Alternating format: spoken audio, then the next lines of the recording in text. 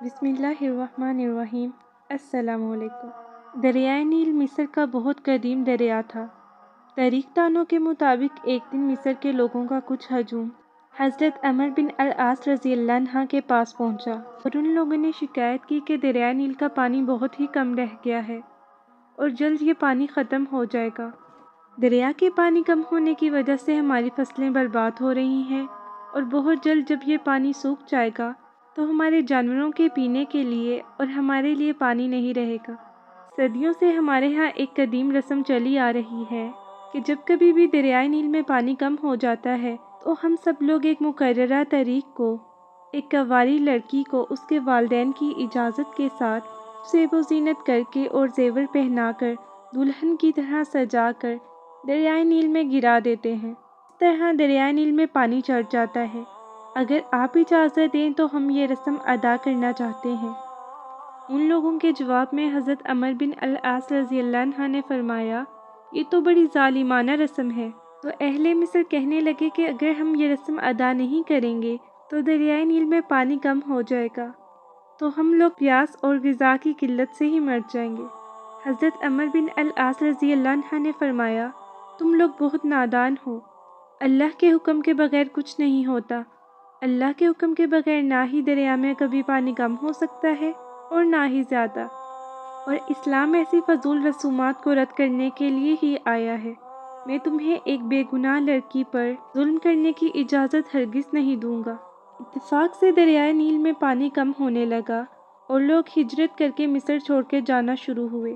جو لوگوں نے ہجرت کرنا شروع کی تو حضرت عمرو بن العاص رضی اللہ عنہ نے خلیفہ وقت یعنی حضرت عمر رضی اللہ عنہ کو پیغام بھجوایا۔ حضرت عمر رضی اللہ عنہ نے آپ کو جواب کے طور پر 2 خط لکھے۔ ایک خط سیدنا عمر بن العاص رضی اللہ عنہ کے نام لکھا اور دوسرا دریائے نیل کے نام خط لکھا۔ حضرت عمر بن العاص رضی اللہ عنہ کو حضرت عمر رضی اللہ عنہ نے فرمایا، الحمدللہ آپ نے بہت ٹھیک جواب دیا۔ اور دوسرا خط جو آپ نے دریائے نیل کے نام لکھا تھا، آپ نے پیغام بھجوایا کہ اسے اللہ کا نام لے کر دریائے نیل میں ڈال دیا جائے۔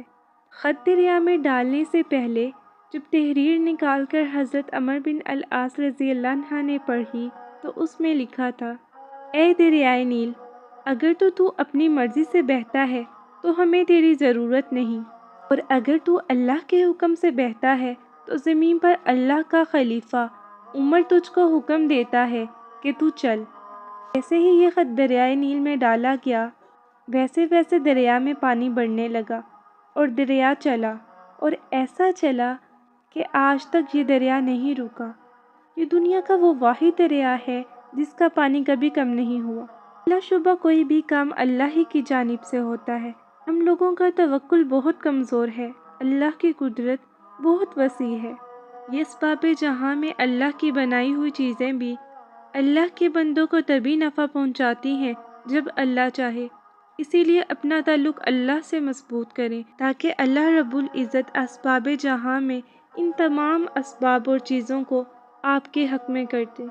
جو بھی ہوتا ہے اللہ ہی کے حکم سے ہوتا ہے۔